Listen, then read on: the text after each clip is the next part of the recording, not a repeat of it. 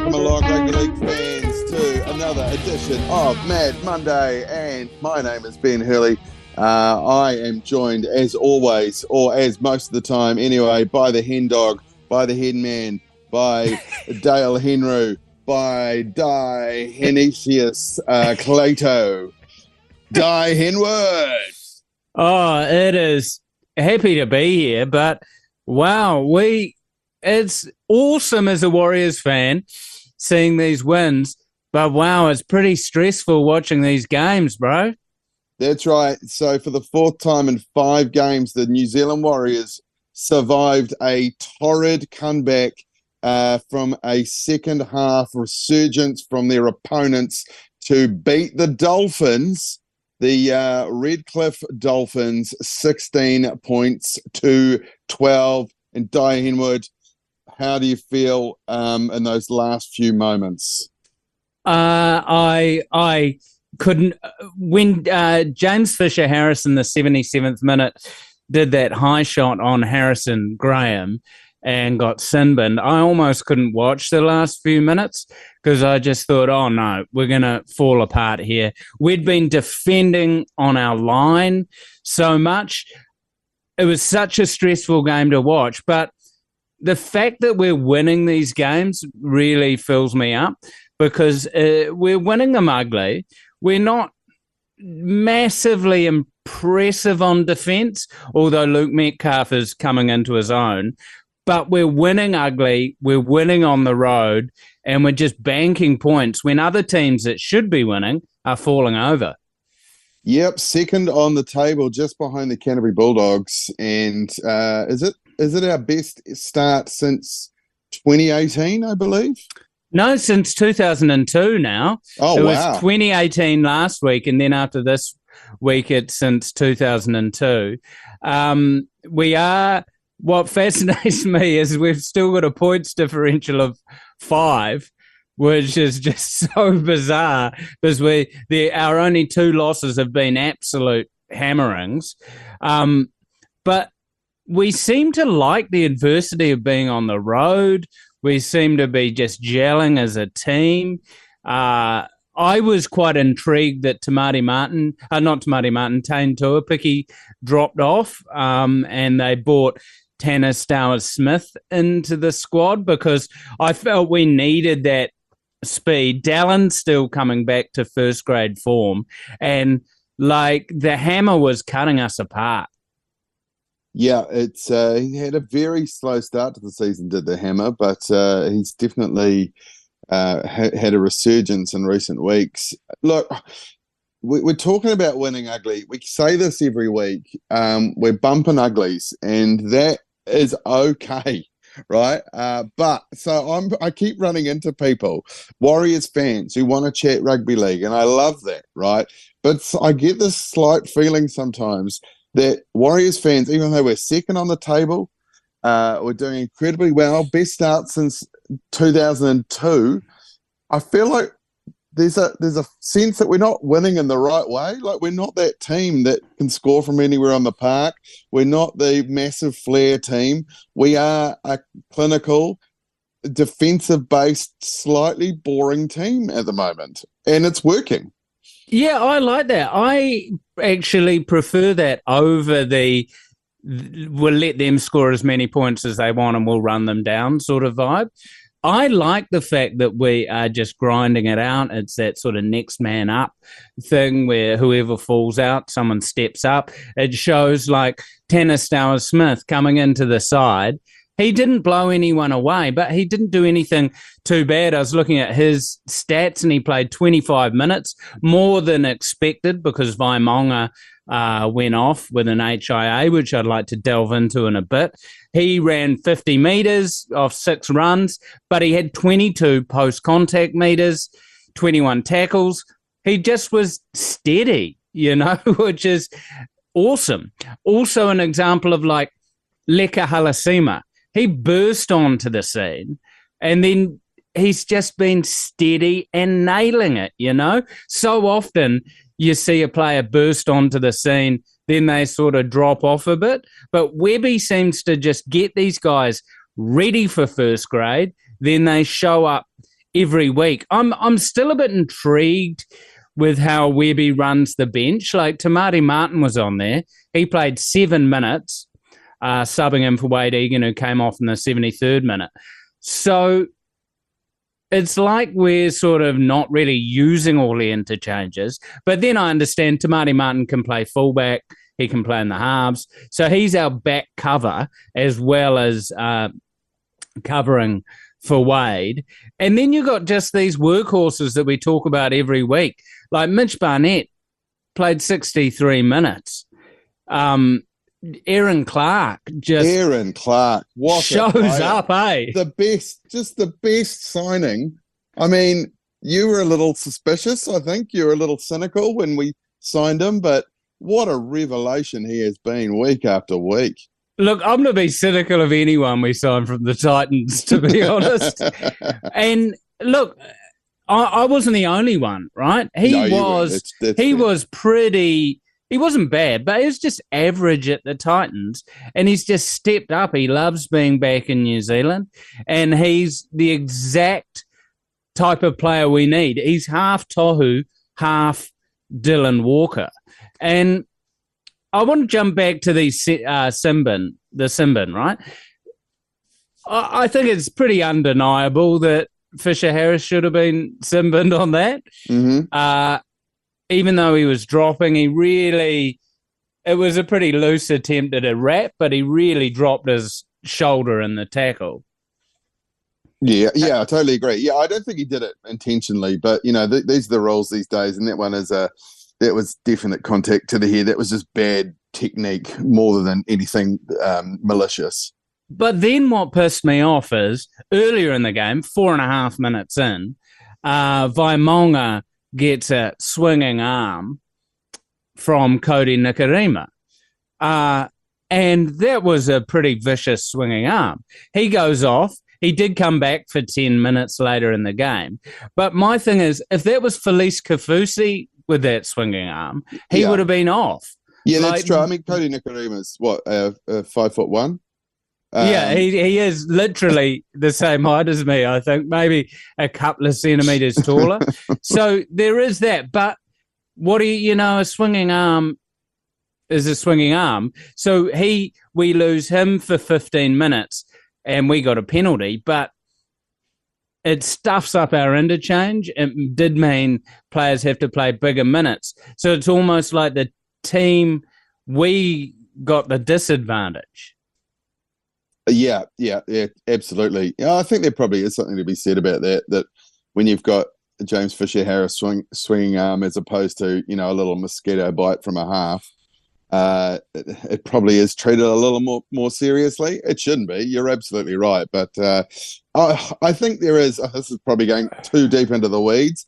I think there is a thing in the NRL at the moment where the reaction of the player, and I don't mean like staying down or faking it, but it's sort of how much the head rocks back in the tackle is generally how much they, how seriously they take it.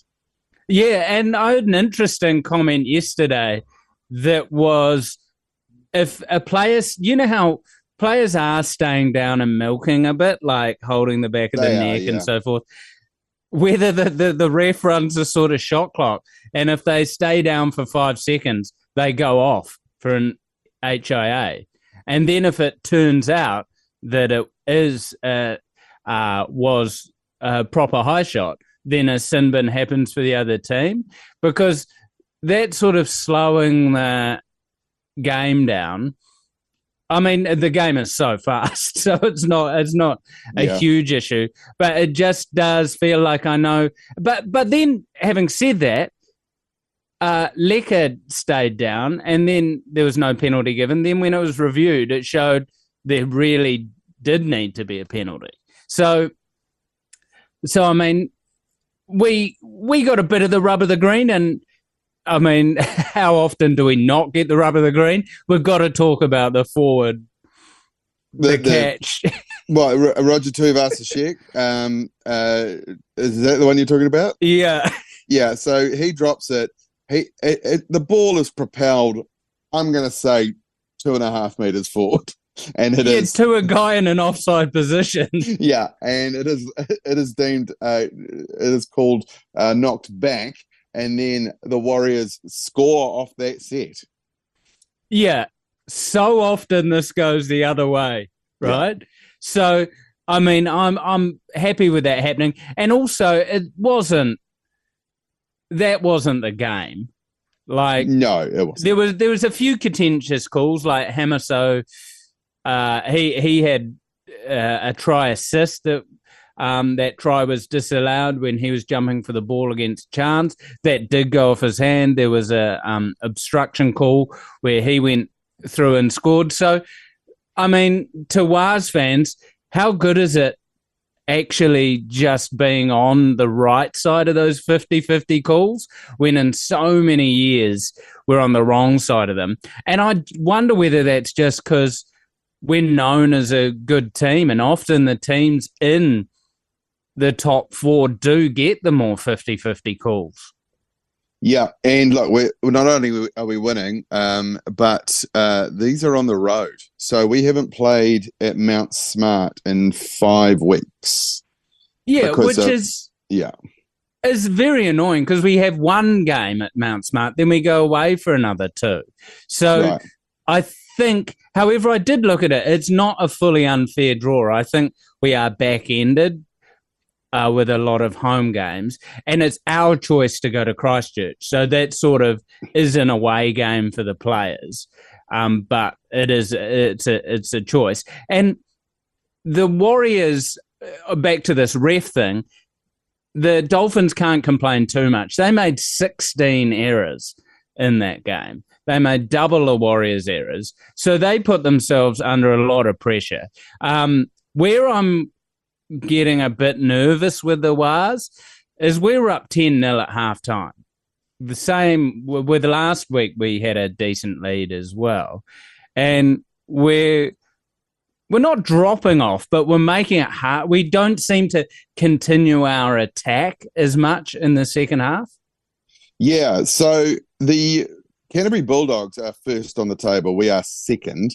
The Canterbury Bulldogs have first half issues, and the Warriors have second half issues. So that'd be an interesting matchup, wouldn't it? Us versus the Bulldogs, where we score all the points in the first half and they try and mow us down in the second half. Should they know how to come back in a game? Yeah. And I'm still not. I mean, this Raiders game is huge because we haven't really. You can only play what's in front of you, and we haven't really had big testing games. And the 2 testing games we have had, Melbourne and the Raiders, we got absolutely peeled. Now, it's going to be an intriguing game because we're missing Fisher Harris. Mm-hmm. He's if he doesn't contest his grade 2, he gets 1 week. If he does contest it and lose, he gets 2 weeks. So I can't see them contesting it. We're missing Mitch Barnett. Congratulations on Origin to him. But that's, they're 2 big-minute, big forwards. So I don't know how the team lines up. However, I mean, I think they'll be missing Corey Horsburgh, and that might be it, I think. The Raiders are a lot of Kiwis and a lot of English, aren't they? So, I imagine Corey Horsburgh. Queensland's not named their side yet, have they? No, it'll be coming out this morning. But Kirk Capewell's not in it. He flew back with the Warriors, so that sort of implies he's not in it. Hats off to him. I was like, he's a bit of a journeyman. But as the season's gone on and he's got over some injury niggles that he had last year and in the off-season, he covered Herbie Farnworth so well. His tackling was amazing. And it turned out a blessing that he moved from the back row into the centres because he just had that locked down. I get slightly stressed out watching Dallin because he sort of jumps around and he's always going for the intercept and He's a stressful player on defence to watch.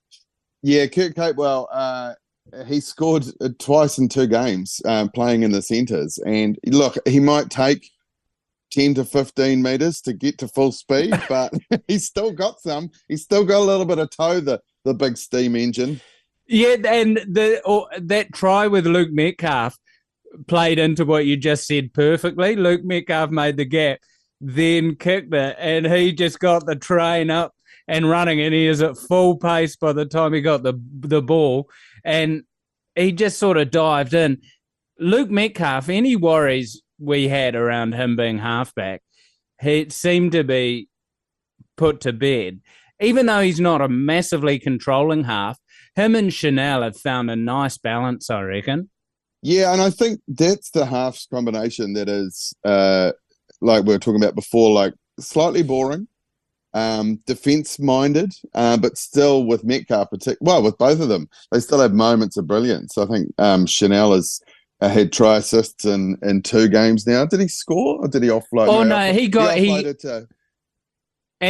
got over the line himself and just tried to put it down. This is another rule in the NRL I find really hurts an attacking side.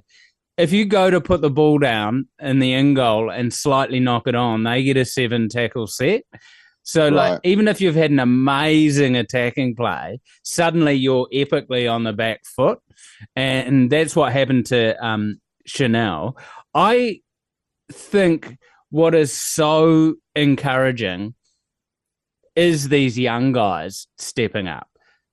It's encouraging, but it's also a bit worrying with the Raiders game this week because we don't have a Mitch Barnett, a Fisher Harris to just calm things down. Where Fisher Harris was on a tear, man.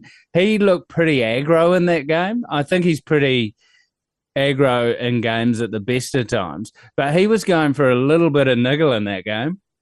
Yeah, so what happens now with Jackson Ford, I imagine, will start. Does Bunty start as well? How does the front row look for next week? Well, I think Bunty's still injured. I reckon Nawaqanitawase might move up to the front row with Jackson Ford. Tanner Stowers-Smith will probably get another run. Jacob Laban, he scored. So we've got a lot of these back rowers that can move into the middle, like Nawaqanitawase and even Aaron Clark could potentially as well, right? Yeah, I think we'll run, which is going to be tough because the Raiders are a big pack, and they, you've got players like Tapine and that who are Kiwis who just want to perform on Kiwi soil. And watching the Raiders versus the Titans, the Raiders outside backs are fast. KO Weeks, Xavier Savage, Tomoko, they've got they've got pace and they've got a lot of tackle breaks in them. So I wouldn't be surprised if Capewell stays in the centres again to try and shut that down because we're just going to need that fast line speed because they've got a lot of points in them. And as we have discovered when we were over in Vegas, and it's going to be a homecoming game. But then I worry, when you've been on the road for so long, you get home and you're just like, not chill out. But no, you can't relax. You can never relax in the NRL. So that game is Sunday evening, the 6:05 game. And then after that, as you say, we're away again over in Sydney for the Rabbitohs and the Sharks. I guess that's not too bad. At least you don't have to move between those two games in early June. I wonder whether. The Bunnies one's going to be interesting because who knows how they're in the top 8 now. And they are missing every player under the sun. They're the perfect example of how Wayne Bennett just seems to manage to get teams firing. He got the Dolphins flying. I wonder whether we stay in Sydney, actually, for that week. I assume we would, yeah. The Sharks is going to be hard. Yeah, they're a relatively unpredictable team this year as well. It is I know we potentially say this every year, but it is incredibly hard to pick. And this is the thing. Like, you look at these bottom teams who are all pretty much on the same point. They're only 2 wins out of being 6th on the table. Yeah, and who are these bottom teams? Like, you go, okay, the Titans, they're pretty much the bottom. Obviously the Panthers aren't having a great year, but then the Dragons, who what I thought were terrible, beat the Broncos in the weekend. And same with Parramatta. Now they've got Mitch Moses and Zach Lomax. They look like a different side. I would say the Titans are the only team, sadly, that you'd think of as a win. Like, you'd be annoyed if you lost. But, yeah, I mean, everyone else seems to be finding some form, even the Tigers. Even the Tigers, even the Knights. Yeah, I mean, the Knights are in quite a shambles. They've lost 7 from 8 now, I think. They lost again, didn't they? Okay, well, just imploding a bit. We will have a look at the Stonka of the round. We're just going to take a quick break and we'll come back. Welcome back, league fans, to Mad Monday. And before we get into the Stonka of the round, can we please just have a few words about Mark Nawaqanitawase's insane try for the Roosters? It looked like he was trying to do triple jump. Oh, what? That try, he hopped on the same foot, kicked it. His sideline awareness is absolutely amazing. He was, what do they say? He was rocks, diamonds, and unobtainium in that game.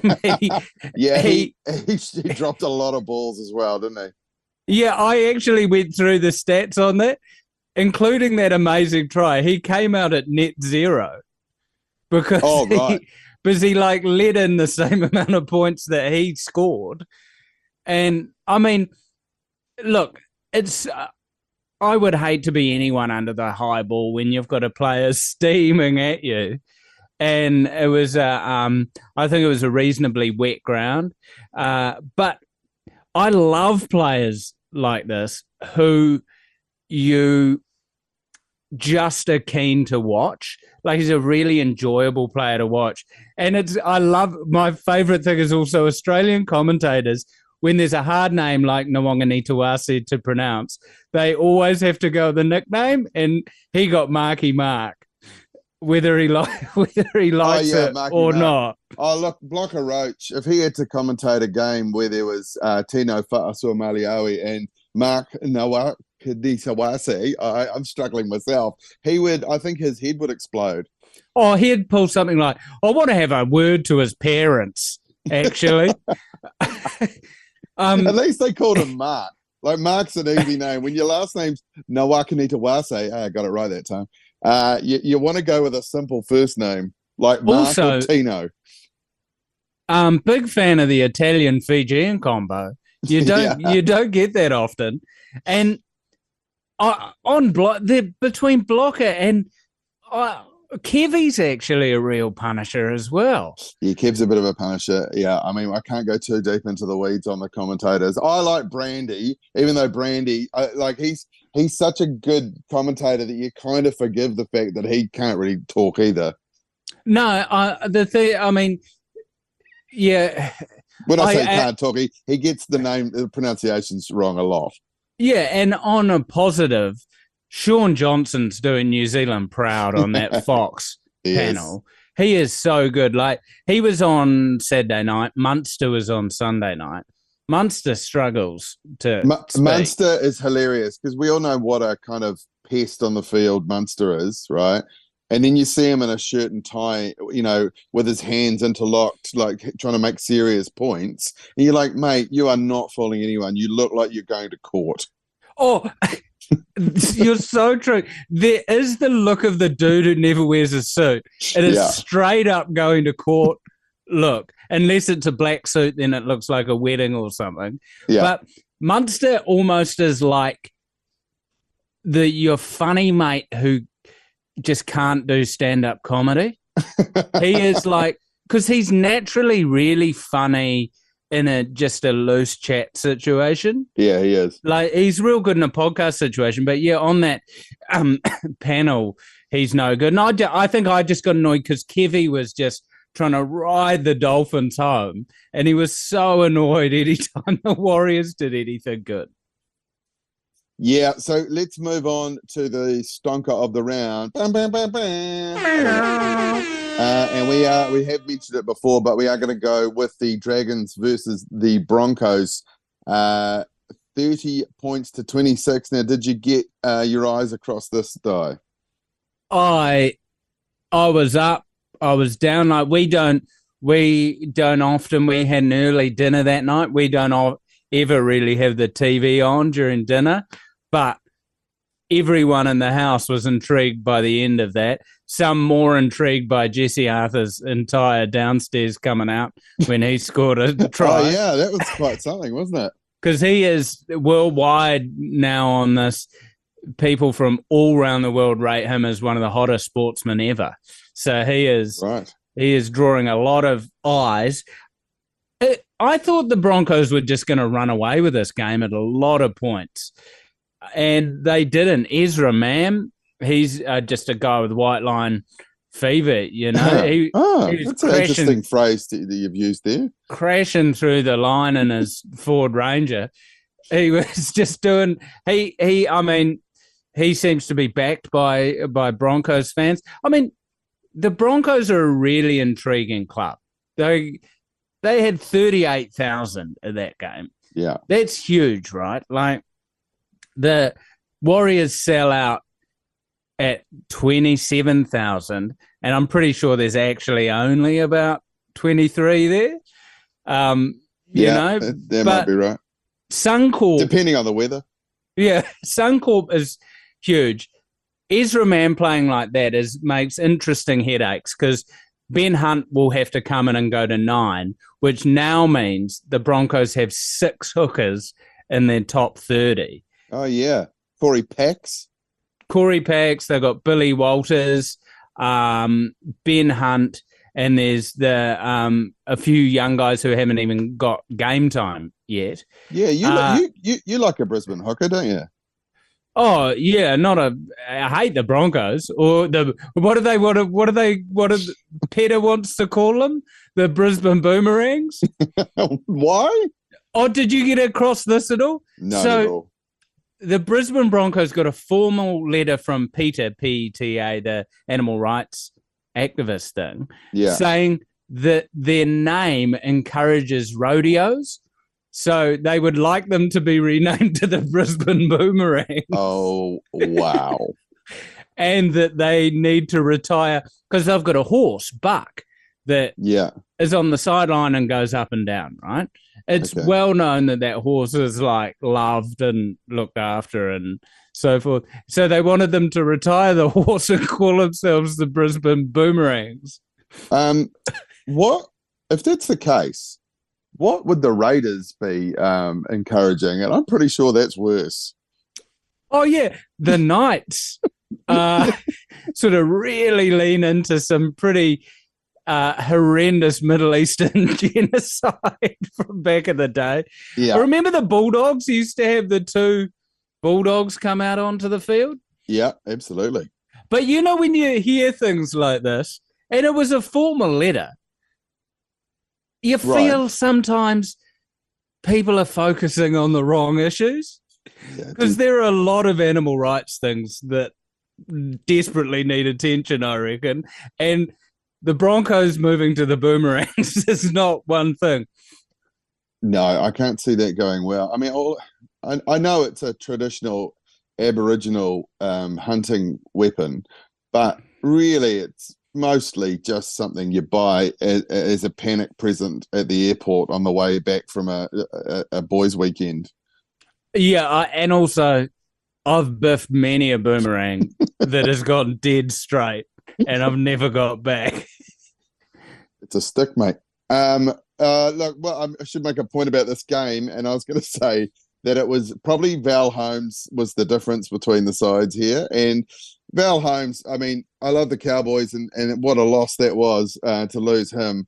He's taken a few weeks to settle into this Dragons side, but he could not miss a goal, and they kept scoring out wide, and he's just stood up. The three big signings they had this year: Damien Cook, Clint Gutherson, and Val Holmes, and he's just all class, isn't he? Yeah, and up until this game, he has been so horrendously out of form kicking-wise. Yeah. He's the reason the Dragons lost to us, because they scored more tries than us. Oh, yeah. But he couldn't kick anything. And then he was just drilling them. And he was back in form. Clint Gutherson, who's I find him quite annoying, but I've got so much respect for him. He does not give up, man. He fights on every play. Yeah, he is one of the more annoying players, that's for sure. And just to circle back quickly to Val Holmes, you can take your Jesse after any day, okay? Val Holmes is the best-looking rugby league player of all time. Yeah, he's dangerously good-looking. He's understated. He's got the height. He doesn't have a sort of whimsical mustache. He just delivers. Doesn't need it. What annoyed me is the Beast of de Bellin had a big game. He is arguably way worse on the offending scale than Ezra Mam. He's more down your Jared Hayne lines. And he's just a good player. All of the Dragons players stepped up when they needed to. Brisbane arguably have a premiership roster, but they just can't find ways to win. I reckon their issue is they try and score off every play. They don't just settle things down when they've got these epic forwards like Payne Haas and that. Yeah. They seem to always go wide with some crazy stuff and not just calm down and go through the middle, then do a little trick play, because they've got so many attacking weapons, but they almost overutilize them. It was an incredibly tight round once again in the NRL. Just to quickly go through the scores, the Eels smashed the Knights. The Bulldogs only beat the Roosters by 4. The Eagles beat the Cowboys by 24-6. Now, I didn't see this game, even though I'm a Cowboys fan, but what happened there? Why did Scott Drinkwater only get 14 Supercoach points? I had this as a game the Cowboys were going to run away with. They're at home, they're in form, but Manly just fully showed up. And this is Turbo did not perform at all. No, right. Daly Cherry Evans got back into form. The Cowboys just didn't click. They had one of those games where they didn't necessarily play really badly. They just didn't click at all. And Manly, those games where it wasn't a blowout, but they just steadily kept getting a try here. Yeah. Big get a try. And then all of a sudden it was too much for them for the Cows to come back. I wonder with the Cows as well, is they actually, feel like they get too much pressure at home. They get huge crowds up there in Townsville. There's no other professional sport in Townsville. They are a one-team city. I think they've got a basketball team, but that doesn't count. And I actually think they play sometimes worse at home than they do on the road. I'm fascinated by their fans because they always pan, and there's like a dude just sitting in like 42 degrees sunshine, just smiling. Yeah. Like their fans are hardcore. And also, I was listening to Gordy Tallis, who's from that area, right?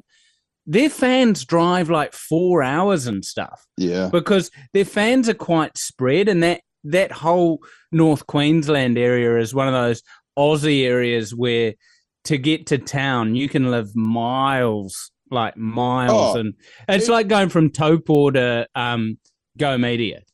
Yeah, exactly. Queensland is immense as a state. Like, I think driving from Brisbane to Cairns is like the length of New Zealand.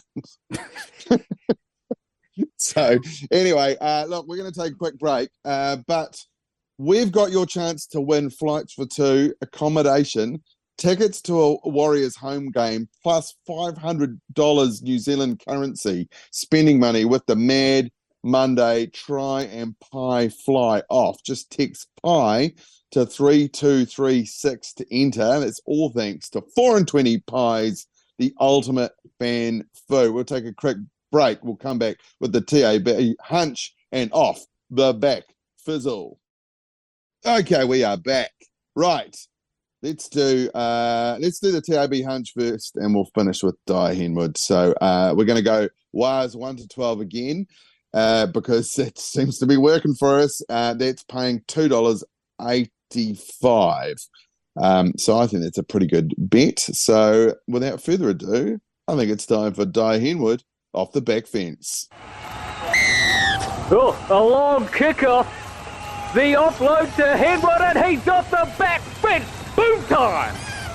Okay, first up, I found myself at the mall today, right? Want to get a little buzz cut. So I'm in there. I'm getting my buzz cut. The person, a different person cutting my hair. She looked incredibly like Mason Lenor, if you remember him from the old Warriors days. Similar haircut, similar stature, quite stocky, right? She said, "Do you want me to do your beard?" And I said, "No." And then she just started shaving my beard. So I had quite a long beard. Now I've had to clip her right down because she's shaved one side. And then I said, "Look, no, I don't." I said, "I don't want you to shave my beard." So then she just stopped. So I walked out with half a cheek, one cheek fully shaved, and a buzz cut I'm happy with. Anyway, the point of this off the back fence is, okay, the Warriors are flying. We're in second position. But you've got to get into the other teams. The New South Wales Cup team, the Harold Matts team, which has gone back-to-back premierships, but mainly start saddling up for the NRLW. You have to get involved in the women's game. The women's state of origin has been some of the best footy I have watched. Granted, I'm a New South Wales fan, and I've taken out the series. They've taken out both games with 20-point wins. Amazing. And they're going to take out the third game. But it is a different style of footy. It's fast. It's entertaining. Huge skill levels. It's something you need to get involved with. The Warriors, for the first time in a long time, have an NRLW team. They're starting out in early July. Put July 6th in your calendar. Get behind the women's game. It's going off. I love watching the NRLW, and you're right. That Women's Origin series was great. The funniest thing about it, because they hit really hard. They are properly hard footy players, but they wear ribbons in their hair, which is just a strange dichotomy between the two things. I was watching some with my daughter, and it's like a beautiful plait with a ribbon, and then just smashing into each other. What I found weird is that ground was underwater, yet the skill level and ball control was amazing. And I look back at it, they'd only had 15 minutes rain in Sydney that day. Wow. So that ground has no drainage, and that's the purpose-built footy stadium that bloody Wrexham coming over, the soccer team, they're coming over. So imagine if they get 15 minutes of rain trying to play soccer on that field, because the ball didn't bounce at all. No, well, yep, she gets pretty wet in Sydney pretty quickly. I can attest to that. I don't know. That sounds dodgier than I mean it. Hey, look, up for grabs are a couple of official 2025 New Zealand Warriors jerseys, thanks to our mates at Dynasty Sport. Use the code, and get this, 111045. That's 111045 to get involved in our Super Coach League. Dai Henwood, thank you very much for your time today and for your wonderful thoughts. A quick prediction for the weekend. I'm going the opposite. I reckon the Warriors are going to go 13+. Even the TAB game day good hunch is 1 to 12. I reckon the young boys are stepping up, and it's going to be Warriors by 14 points. I love that confidence. It would be great to get one back from the disaster that was Las Vegas against the Raiders. So, yep, I think it still will be close. I'm going to go Warriors by 8. which will give us just a little bit of breathing space. I'd love to go into that last 5 minutes being at least a converted try ahead. I hear. Yeah. Thanks so much for listening, and we'll catch you later. Ka kite.